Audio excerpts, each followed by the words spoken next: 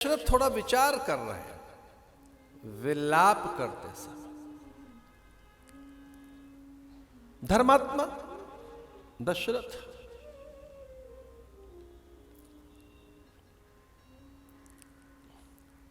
उन्हें अभी विश्वास नहीं होता कि कई ऐसा क्यों मांग सकते हैं।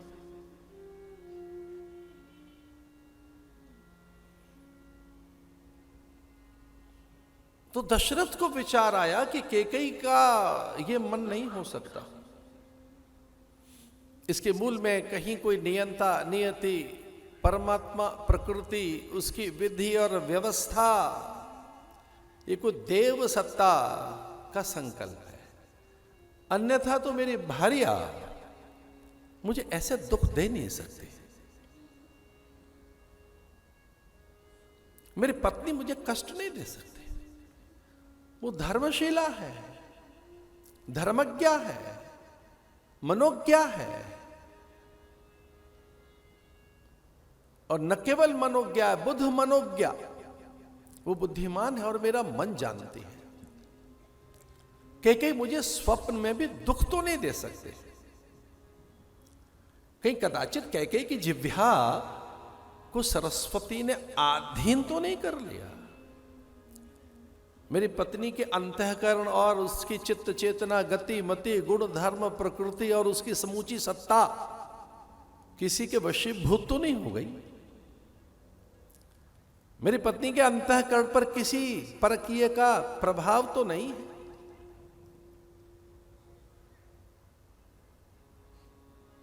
उसके जी में ये बात आ नहीं सकती, क्योंकि तुलसीदास जी ने जी का शब्द प्रयोग किया है। मेरे जी में ऐसा आता है। जी माने जीव, जीव माने जहां ये कारण शरीर है। एक तो ये शरीर है स्थूल शरीर, दूसरा सूक्ष्म शरीर। सूक्ष्म माने मन बुद्धि जहां है, इसे सूक्ष्म शरीर कहते हैं। इंद्रियां जहां, ये सूक्ष्म शरीर है। एक तीसरा है कारण शरीर, उसे जीव कहते हैं। जी है, मेरे जी में ऐसा आता है। सुनहु प्राण प्रिय भावत जी का, देहु एक बर भरत ही टीका। दशरथ ने कहा इसकी जी में ये बात नहीं आ सकती, कभी नहीं। इसके कारण सत्ता में कभी लोभ था ही नहीं। इसके कारण सत्ता में कभी भी पदार्थ नहीं थे।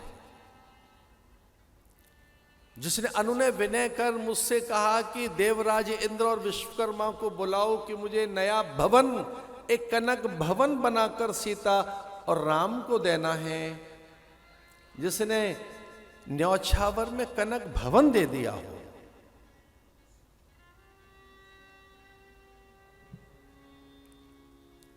राम मातु, वशिष्ठ तो प्राय या वाल्मीकि रामायण में ऐसा ही आता है।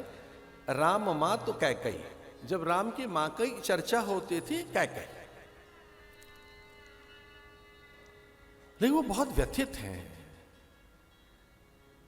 किसके जी में ये बात आई है, तो दूसरी बात क्या है? सुनहु प्राण प्रिय भावत जी का, देहु एक बर भरत ही टीका। ये भरत के लिए मुझे राज्य चाहिए।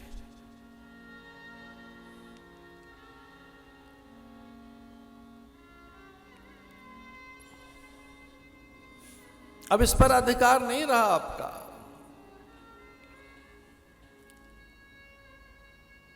और आप कल्पना कर सकते हैं कि राजा कुछ देर में ही स्वस्थ हो गए, विचार कर कि राम राज्य का भूखा नहीं है।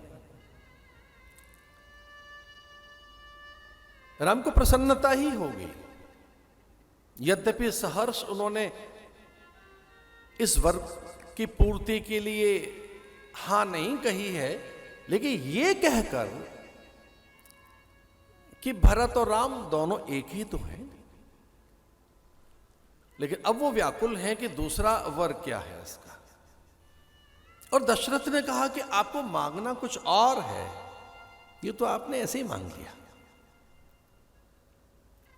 रानी, मैं तेरे अंतःकरण से अपरिचित नहीं हूं, तेरी प्रकृति, स्वभाव, संस्कार, विचार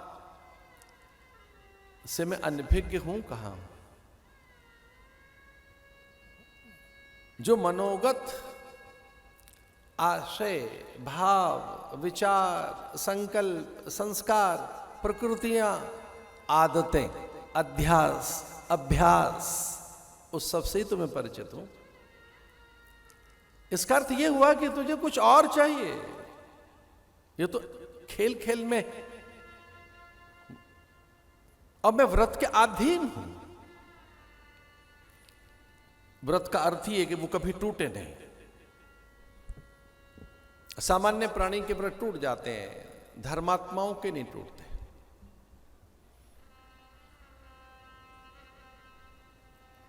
रघुवंशन कर सहज स्वभाव, मन को पंथ पग धरई न काऊ।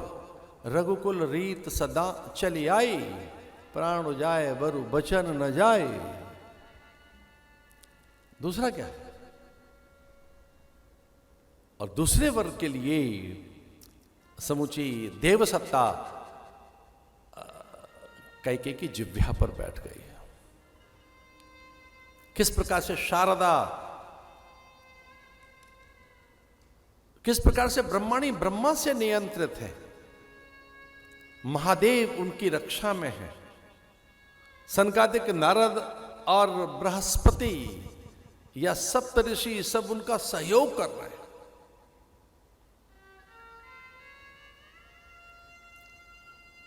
और वैष्णवी सत्ता लालायित है कि इसकी जिह्वा से कब राम भवन गमन के निमित्त शब्द।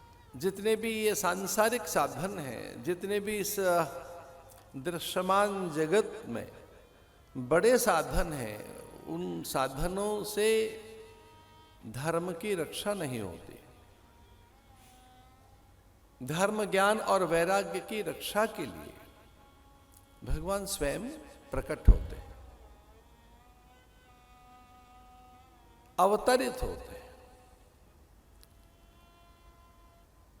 इसलिए जो अवतरण अथवा प्राकट्य या आविर्भाव जितना हमें समझ आता है हम भारतीयों को, उतना अन्यों को नहीं।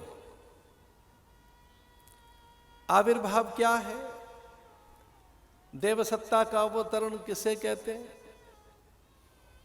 अलौकिकता कैसे अनुस्यूत, प्रसूत, प्रकट या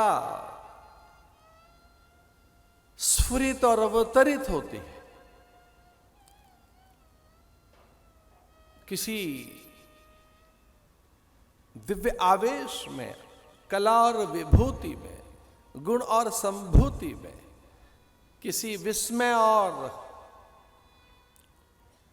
कुतूहल में किस तरह से उस दिव्य सत्ता का आगमन होता है, यह हम भारतीयों का दृढ़ विश्वास है कि प्रत्येक काल में उनके आने की संभावनाएं रहती हैं। धर्म सिद्धि के लिए जब जब होए धर्म के हानि, बाणई असुर अधम अभिमानी।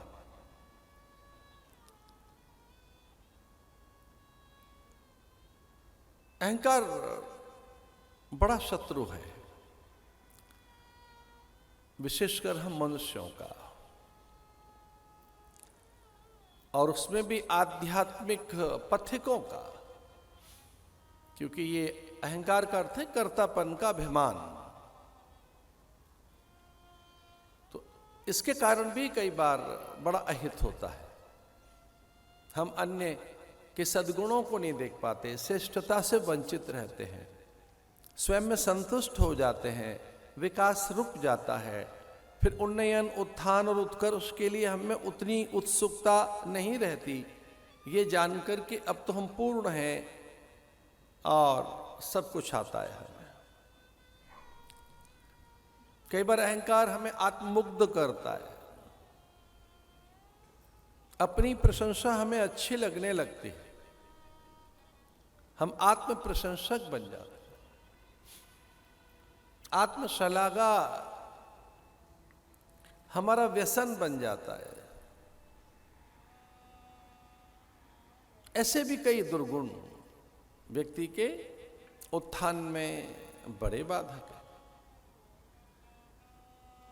इसलिए हमारी संस्कृति का सौंदर्य तो देखो कि उसमें कहा हम समर्पित रहे। जो जो हमारे पास विभूतियां हैं वह भगवदीय विभूति है। किसी भी प्रकार की श्रेष्ठता, दिव्यता, उच्चता, वह विवेक के रूप में हो, बुद्धि और पदार्थों के रूप में हो, जो भी ऐश्वर्य हमारे पास है वह विभूति ईश्वर की है। इसलिए हमारे यहां अर्पण, तर्पण, समर्पण जैसे ये जो उपचार हैं ये हमें नियंत्रित रखते हैं।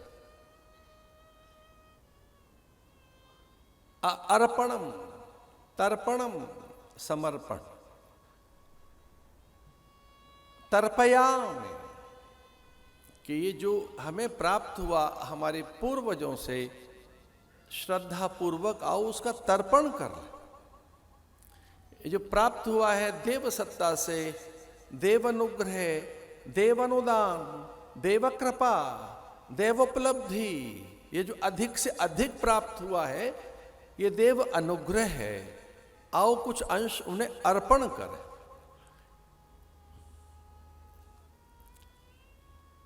और ये जो कुछ भी है यह ईश्वर का ही है, ऐसा मानकर समर्पण करें। तो इस समर्पण, अर्पण, तर्पण के कारण हमें विनयशीलता रहती है। और ये विनयशीलता एक विशेष प्रकार की पात्रता पैदा करती है।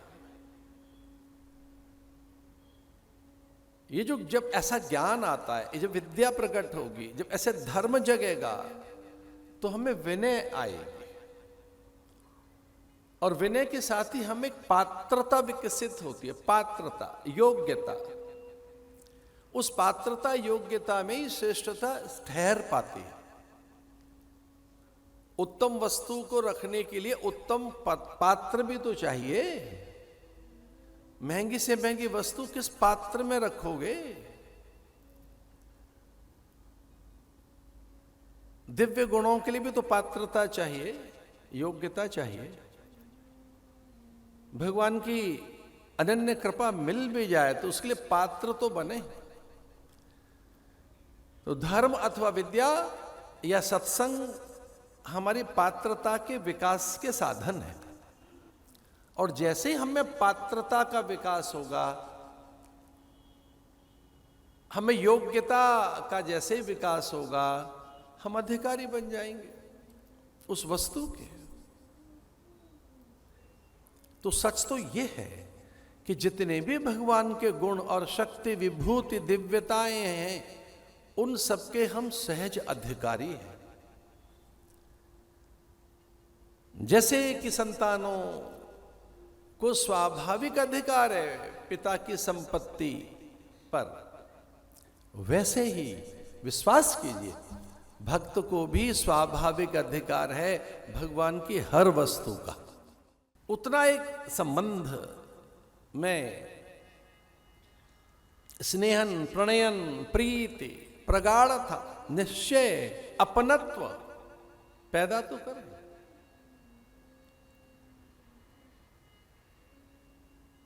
उसे कोई संकोच नहीं है। मेरे तो गिरधर गोपाल, दूसरो न कोई,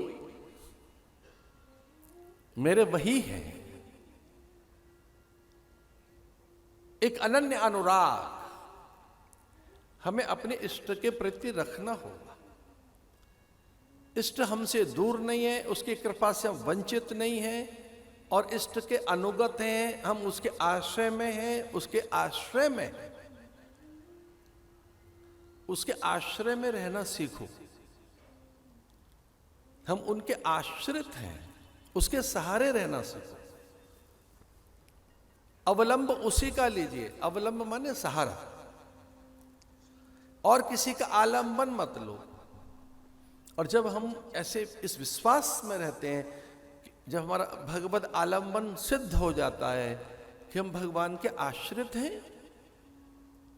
बल्कि भक्त तो यहां तक कहता है चरणाश्रित हूं मैं तो, आश्रय में भी मैं तो चरणों के आश्रित हूं, उनकी कृपा के आश्रित हूं। तो अगर हम उनके आश्रित रहना सीख लें, ये विश्वास हो जाए कि भगवान मुझसे दूर नहीं है, मेरा इष्ट और उसके अनुग्रह से मैं वंचित नहीं हूं,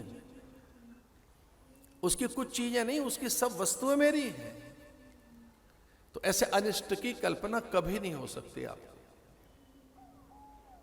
अगर हमें अनिष्ट की कल्पना हो रही है, भय की कल्पना, असुरक्षा की, अभाव की, अल्पता, किसी प्रकार का कष्ट, दुविधा, तो कितनी दुर्बलता है हमारी भक्ति में। यह हमारी भक्ति का दौर्बल्य पक्ष है कि जब भगवान हमारे हैं तो ये दुर्बलता अज्ञान के कारण हम में पैदा हो गई।